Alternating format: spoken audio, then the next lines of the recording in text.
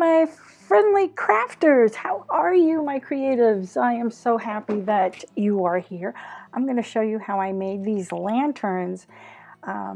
You can find, here's the supplies. As it goes by, I'm just going to tell you that you can find a lot of directions using the envelope punch board, but I wanted to try it with a punch. Let's see how it works. I'm going to show you. These are the things I used. So first of all, I wanted to use DSP. You can always just use the cardstock and then add on your embellishments. I think that would look real cute. But these are from the dollar store lantern, little lights that you get. They, you get them for the holidays, put them on the table. I thought this would be really cute. I didn't put any, and the 1/2-inch punch may or may not be available. But most of the time, everybody's got some of this stuff, And then I just use string. You can use ribbon, whatever you want. So anyway, as I digress, we're going to take the DSP, which is the Snowflake Splendor, and I'm going to cut it in 6-inch by 6.5-inch. Now, this is pretty delicate. You don't want to roughhouse this. I mean, it doesn't rip easy, but sometimes I end up pushing a little too hard when I'm scoring it. So you're going to see how I fix that later on. So 6-inch by 6.5. It's already 6, so I'm just going to, clear it up. I don't know that it was very straight, so I ran it through and there was just a little sliver there. Oh, I hope you enjoyed your Thanksgiving. If you celebrate, and if you don't celebrate, I don't know, it must seem kind of weird to everybody when they hear us talking about Happy Thanksgiving. But I think in the world today, we should have a day that we just be thankful. So I'm going to score now. And I am scoring at 1.5 inches, 3 inches, 4.5 inches, and 6 inches. And that's going to leave me with a 1/2-inch tab that I would be able to secure it as it goes around. This is on the long side. So I think we should be grateful for anything that we have, especially nowadays. You know what I'm saying? Okay, so turning it on the short side, we're going to score it a 1/2 inch, 1 inch, and 1.5 inches. Now, the problem is I forgot to score at the bottom, which would have been about, I want to say 4.5 inches, but the easiest thing to tell you is just to put the bottom up and score it at 1.5. I forgot to do it here. I do bring it back after I try folding and scoring it, and I realize, oh my goodness.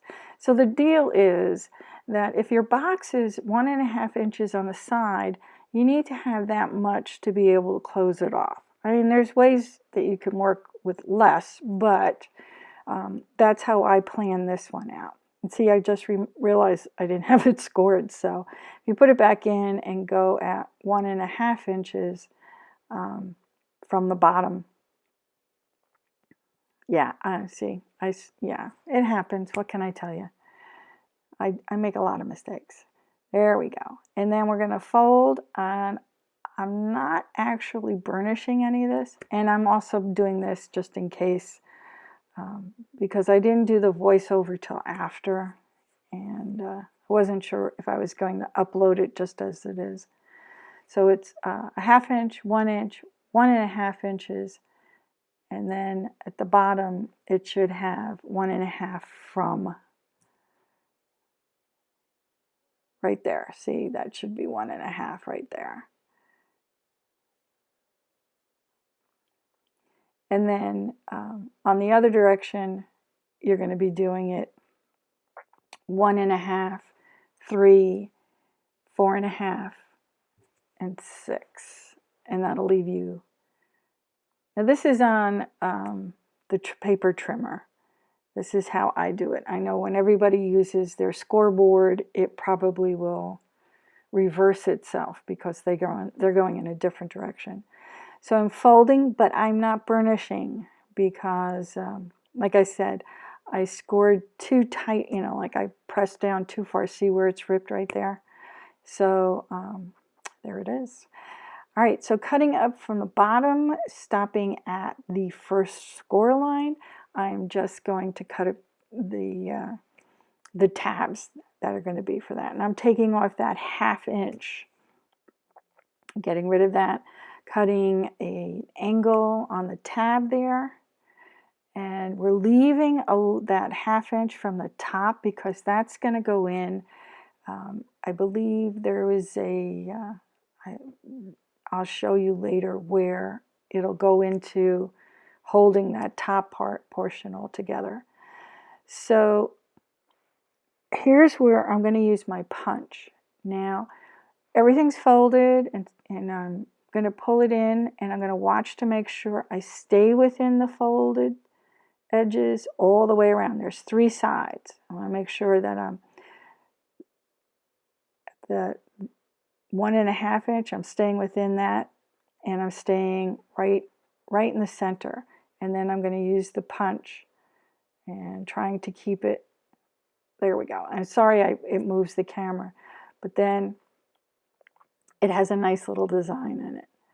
And that's how I got it to sit where I wanted it all the way around. Now I don't do all 4 sides. And I'm going to show you later because that's one of the very first one I did. I did not do all 4 sides. I just did 3. And then with this one, I'm going to show you how to do the 4th side. Okay? Because you have that tab there and you need to have everything in line. Now see, I've got that issue. So we're going to attack that right now. So that top piece is going to get taped down, leaving a little space for the tab to go in. See, I left a little space, maybe not even 1/2 inch, maybe. And then I go all the way across. Unfortunately, I didn't check to see. When I pulled it closer to zoom in, I didn't check to make sure. I'm still working it through. Now I like using the Take You Pick tool to be able to take off the double-sided tape. And then you fold it over and just press it down. Now you're going to have tape on this tab here and it's going to go right into that little slot. So I'm not putting it in because it's going to get stuck. Now I'm taking the 1/2 inch punch, I'm going down in the corners into where we've got the score lines. And I'm not going beyond that top line that we can see from here. And I'm doing my 1/2 inch punch. You can use whatever punch you have. It's very decorative mostly. And you can see I only did 1/2 of the punch and I'm going to do the other 1/2 on this side. See, I stay right in half. Okay, now I've got that little slab. This is how I fix it when things happen. You've done all this work, right? So I'm taking the little piece that has the scoring in it, and I'm going to put glue on it and just cover up that one little cut on the score line. And I'm going to press it down, hold it there for a little bit, and that'll just reinforce where I scored too deeply. And once it's dried, it'll be fine. It already has a score in it because it was one of the little dots that came up. There we go. All right. So the next thing we want to do is put a little glue on the tape so that it's movable. So it sort of has a double whammy. It has the glue and the tape. Glue gives me time to get it in there, and the tape will help secure it. So we slide it in. Remember, I didn't put the tape all the way to the edge, and then I'm just going to Make sure it's connected. Now that's a corner, and it just attaches that whole thing around. All right. So use whatever punch works for you. Now, yes, it's a little clumsy doing it this way, but I prefer it. I take the tape and put it right up to the score line, and then I'm going to secure it down, make sure it's down there, and then I'm going to lift up the backing that protects it.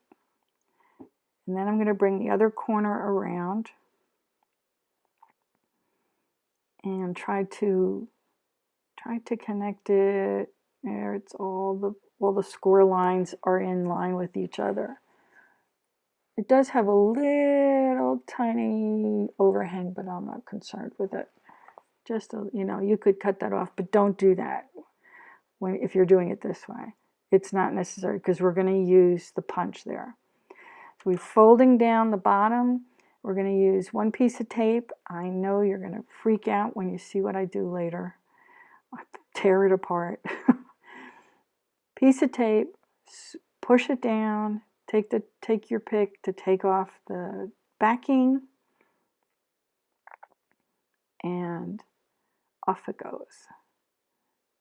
Now just fold it over, right?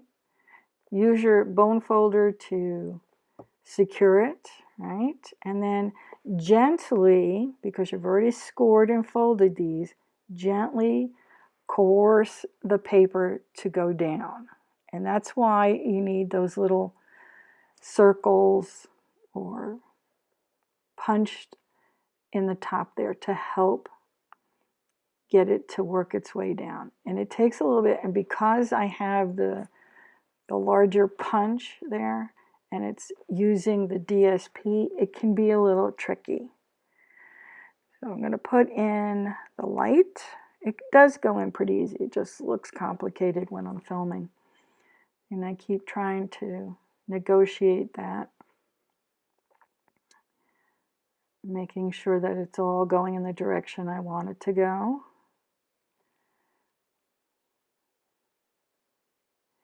And I'm going to take some string and wrap it around the top, but I'm not going to tie it all the way through. And I'm just doubling it over right now so you can see what to do at this point and how it brings it all together. Okay? You can use some pretty ribbon here. We're going to just pull it together.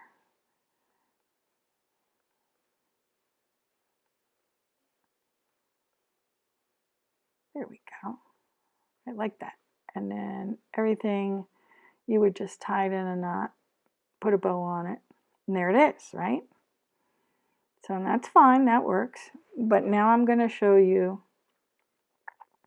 how I did the fourth one. Now I have to pull this side off. No stressing on this one. I know you're probably all freaking out. Yes, it rips some of the paper away from what it's attached to. And that just goes to show you it's really good tape. Okay, so we're not going to be concerned with it. Now we're folding it down on the side that has the tab. And then I'm going to do exactly what I did the last time. And I'm putting, now instead of folding it up from the bottom, you could just do this. After you attach the tab, it would be too much to negotiate the whole thing. See? And then it's all done. And it looks really cool.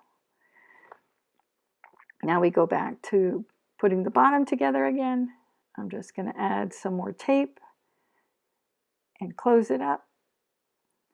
I hope that if you are liking what I'm showing you, that you are subscribed and you ring the bell if you're on YouTube.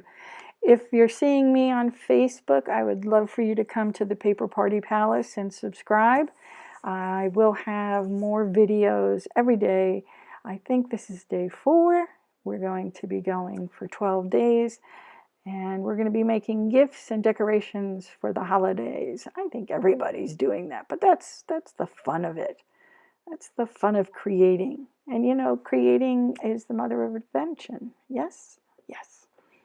So I enjoy doing this. I enjoy trying to come up with ideas that are different and new and use the things that I have that maybe you have too. And if you don't have anything and you'd like to get them, I am the Stampin' Up! Demonstrator, and my website is Maryanne creativemix.stampinup.net. That's Stampin'. God, I do this all the time. I screw up all the time. It's creativemix.stampinup.net. That's how you can order, but you can always just get in touch with me if you live in the United States and you would like a catalog. Please go to my Facebook group and join me there at Paper Party Palace. Thank you, and thank you for being here.